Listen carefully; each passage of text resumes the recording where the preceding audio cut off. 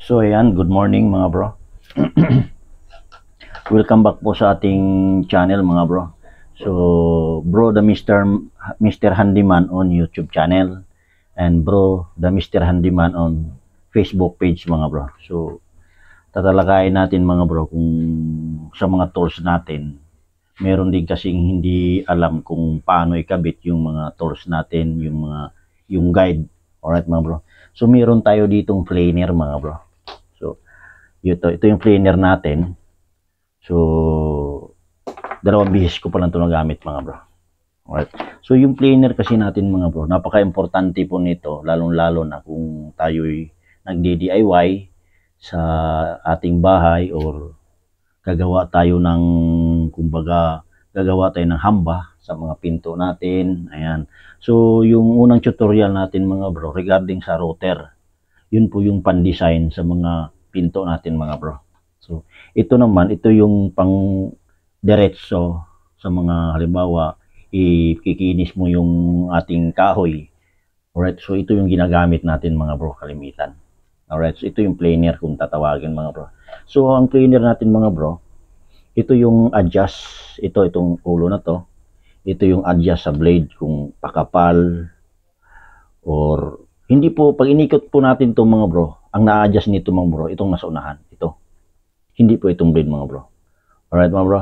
So ito lang yung nagko-control kung gaano kakapal ang pagpakain mo dito sa blade once na inikot mo ito. Alright. So ito naman mga bro, may purpose din po ito.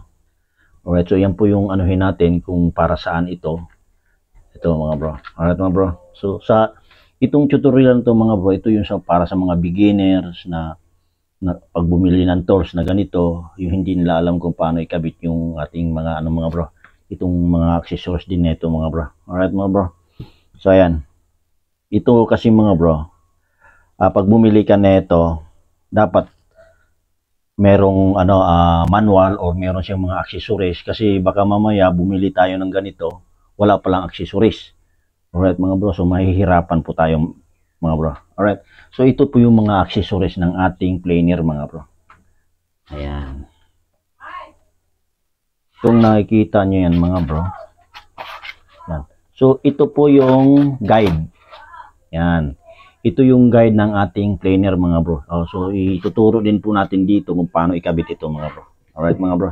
So ito yung mga accessories niya kalimitan mga bro. Ito. Ayan. So, tuturo din natin. Ito kasi mga bro, ginagamit ito once na maghahasa tayo ng ating planer blade. Kagaya nito. Ayan. Dito po natin siya ilalagay para hindi po tayo magkamali. O kumbaga ito'y guide sa planer blade mga bro kung paano siya ihasa.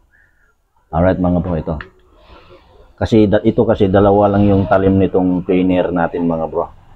Kaya eksakto siya dito, dalawa po talaga. Kaya pag hinasa natin to, pari-parihas sila yung paghasa mga bro. Kasi sabay-sabay hasain to mga bro.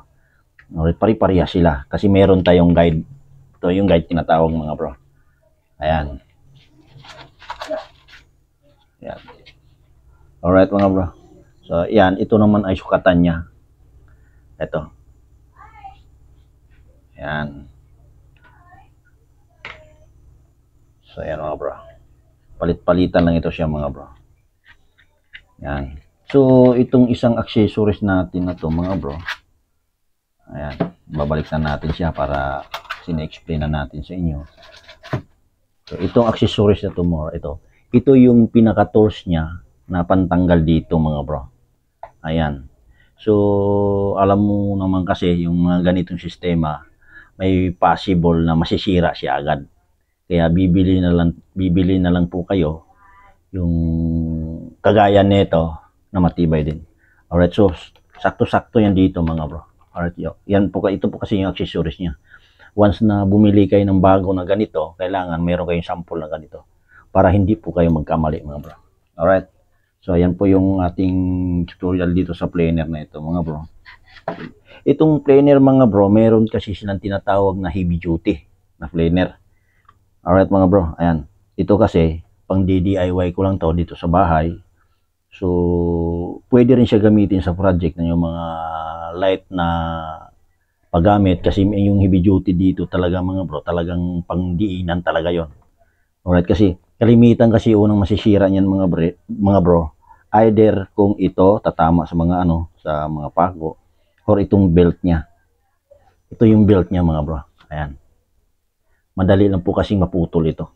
Once na pupwersahin po natin itong ating planer, yung baga makapal agad yung pambanat natin, ito yung kalimitan mapipwersa. Alright mga bro. So, ayan. So, ito naman mga bro, ito yung guide. Ito yung maganda gamitin mga bro once na gagawa tayo ng hamba. Pangbasyada mga bro. Alright mga bro. So, ito yung nagkukontrol kung gaano kalapad yung papakain mo dito sa planer. Ito naman yung kung gaano kakapal yung pakain mo dito sa blade. Alright mga bro. Tuturo ko sa inyo mga bro. Ito kasing maliit na to mga bro, ito yung lock niya. Ayan, ito yung nagiging lock niya dito. Ikutin lang natin to, luluwagan. Then ipapasok natin to mga bro ng ganyan. Ayan, hindi pa. Ayan, luluwagan lang natin to. Papasok lang natin siya ng ganyan.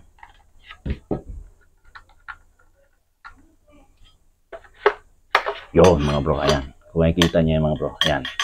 Yan yung magiging control niya mga bro. Kagaya ng ganito. So ipapakita ko sa inyo mga bro. Ayan.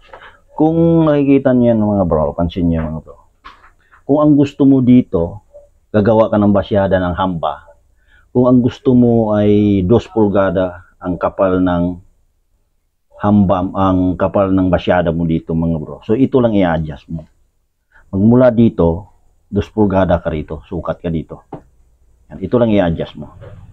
Yan. So then, i-adjust mo ito, kukuha ka ng kapal dito ng 2 pulgada kasi yun ang hamba mo. Kalimitan kasi yung hamba natin mga bro. 4 inches, 5, 6 yan, pataas. Alright. Yan yung depende na natin kung anong gusto natin gamitin mga bro. Alright, pero kalimitan ng hamba natin, yung basyada natin, 2 pulgada yung lapad. Alright. So, 1 cm naman kalimitan yung lalim nun. Ito naman yung pag-adjust niya. Ngayon, mula dito sa kanto na to, itong kanto na to, susukat ka ng 2 pulgada punta rito. Then, once na makuha mo yan, ito lang i-adjust mo. Itong guide na to. Ayan. Ihigpitan lang natin ito. Ayan. Yan. Pwede na tayong gagawa ng basyada, mga bro. Alright mga bro. So ayan. So ang kapal naman niya, so hindi natin siya pwedeng pwersahin na kumbaga kung 1 cm yung ang lalim ng ating basyada, pwersahin natin agad, masisira naman yung tools natin.